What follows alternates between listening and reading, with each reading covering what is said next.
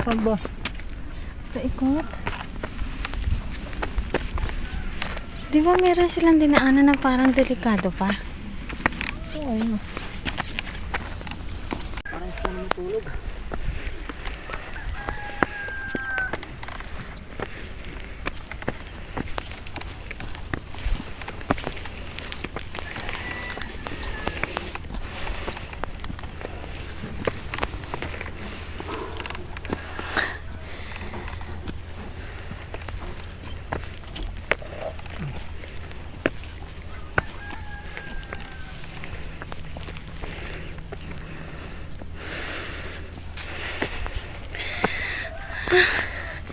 Hingal na ako agad. Ang init pa. Ang sakit pa sa mula. Nung init pa. Mga atakihin tayo dito. Dahan-dahan ha. Napakainit pa.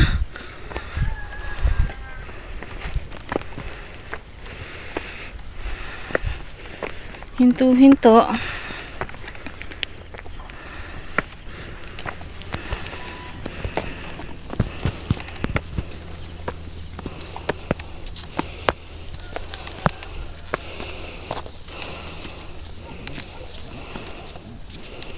Hinto pa. Hinga.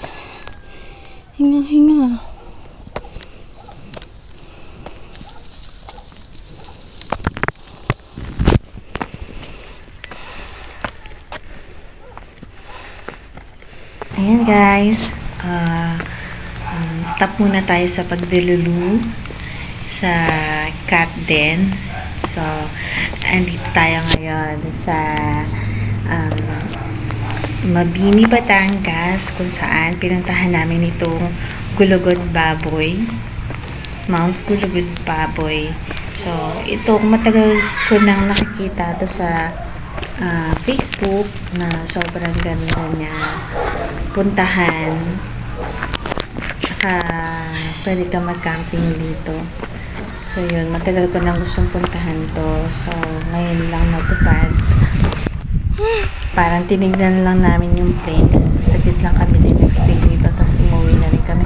Parang mas mahaba pa nga yung biyahe namin papunta dito kesa yung oras na pinag-stay namin dito sa Gulugod Baboy. Kasi sobrang init.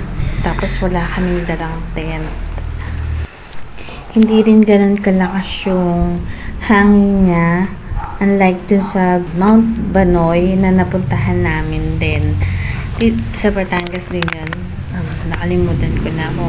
Basta after yun nung bahay sa bato na na tourist destination din. Ang ganda dun, oh. So yun, dun pwede ka rin mag-camping doon. Doon sobrang lakas ng hangin. Kaya kahit napakainit nung bundok na inakyat namin, okay lang kasi ang lakas nga ng hangin niya. Hingal.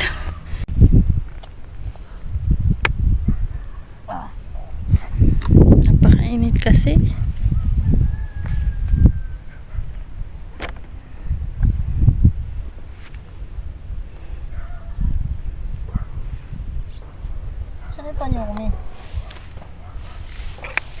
Ayan, sa likod mo, sa bag.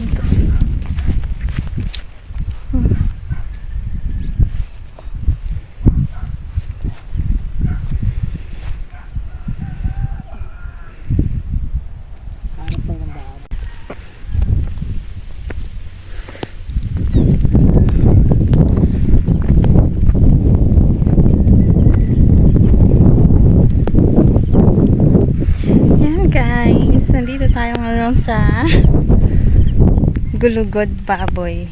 So, ito yung mga places kung saan ka pwedeng magtayo ng tent.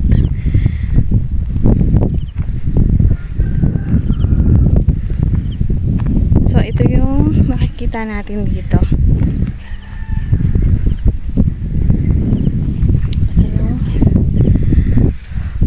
paligid na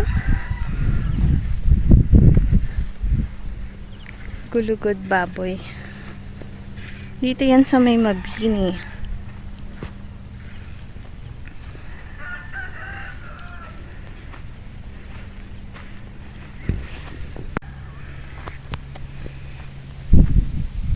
Ayan.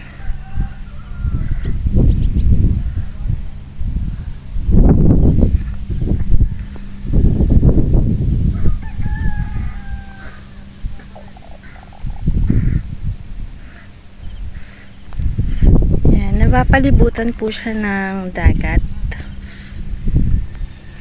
So dito po, siguro dito pwedeng alam ko pwedeng magtayo din po ng tent sa banda rito. Marami po siyang mapopwestohan na tent kapag gusto niyo mag-camping, mag-overnight.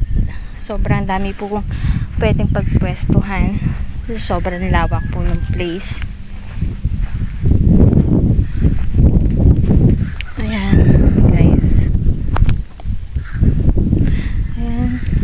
Mag-overnight dito sana. Tapos pagising mo ganyan na ang makikita mo.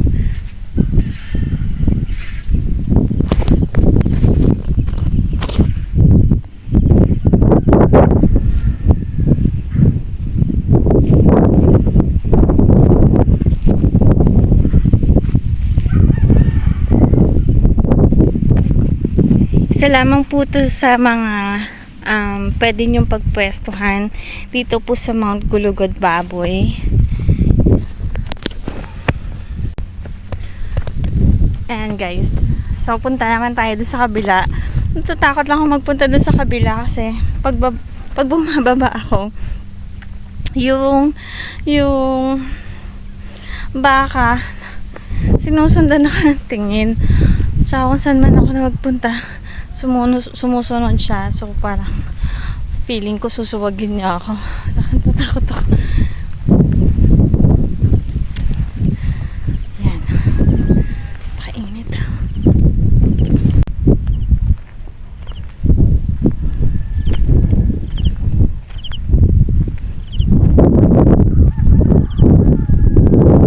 Maganda sana dito kung meron silang view deck na nakalagay.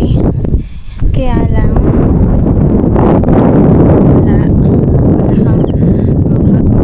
pwesto ko, wala kang dalang tent, wala kang pwedeng pagpwestohan lalo na kapag mainit. So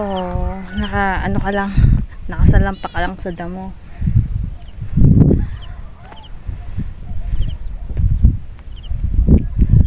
Eto tayo, ngunit sa huli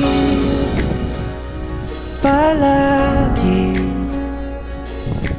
babalik pa rin sa yakap mo hanggang sa huli. Palagi pipiliin kong maging sa'yo.